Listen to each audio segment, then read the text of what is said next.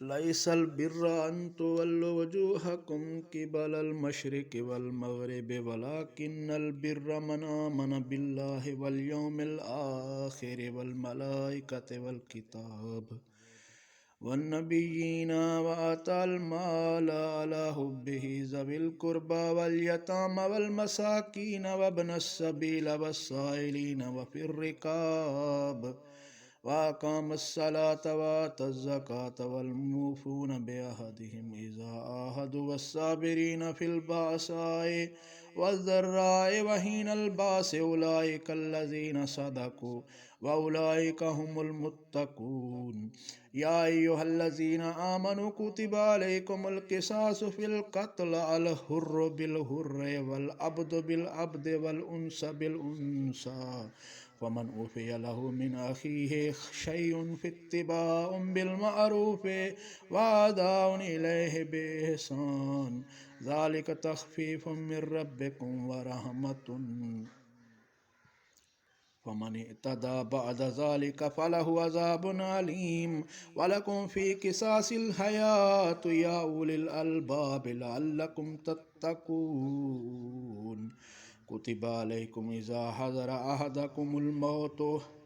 إن ترك خيرا الوصية للوالدين والأقربين بالمعروف حقا على المتقين فمن بدله بعد ما سمعه فإنما اسمه على الذين يبدلونه إن الله سميع عليم. فمن خاف من موص جنفا أو إثما فأصلح بينهم فلا إثم عليه إن اللہ غفور رحیم۔ نیکی یہ نہیں کہ تم اپنے منہ مشرق یا مغرب کی طرف کر لو، مگر نیکی یہ ہے جو ایمان لائے اللہ پر اور یوم آخرت پر اور فرشتوں پر اور کتابوں پر اور نبیوں پر اور اس کی محبت پر، مال دے رشتہ داروں کو اور یتیموں کو اور مسکینوں کو اور مسافروں کو اور سوال کرنے والوں کو اور گردنوں کے آزاد کرانے میں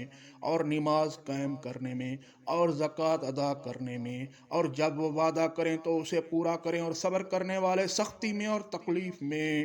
اور جنگ کے وقت یہی لوگ سچے ہیں اور یہی لوگ پرہیزگار ہیں۔ اے ایمان والو، تم پر فرض کیا گیا ہے قصاص مقتولوں کے بارے میں، آزاد کے بدلے آزاد، غلام کے بدلے غلام، عورت کے بدلے عورت، پس جسے اس کے بھائی کی طرف سے کچھ معاف کیا جائے تو دستور کے مطابق پیروی کرے اور اسے اچھے طریقے سے ادا کرے، یہ تمہارے رب کی طرف سے آسانی اور رحمت ہے۔ پس جس نے زیادتی کی اس کے بعد تو اس کے لیے دردناک عذاب ہے، اور تمہارے لیے قصاص میں زندگی ہے، اے عقل والو، تاکہ تم پرہیزگار ہو جاؤ۔ تم پر فرض کیا گیا ہے کہ جب تم میں سے کسی کو موت آئے، اگر وہ مال چھوڑے تو وصیت کرے ماں باپ کے لیے اور رشتہ داروں کے لیے دستور کے مطابق، یہ لازم ہے پرہیزگاروں پر۔ پھر جو کوئی اسے بدل دے اس کے بعد اس نے اس کو سنا تو اس کا گناہ صرف ان لوگوں پر ہے جنہوں نے اسے بدلا، بے شک اللہ سننے والا جاننے والا ہے۔ پس جو کوئی وصیت کرنے والے سے طرفداری یا گناہ کا خوف کرے پھر صلح کرا دے ان کے درمیان تو اس میں کوئی گناہ نہیں، بے شک اللہ بخشنے والا رحم کرنے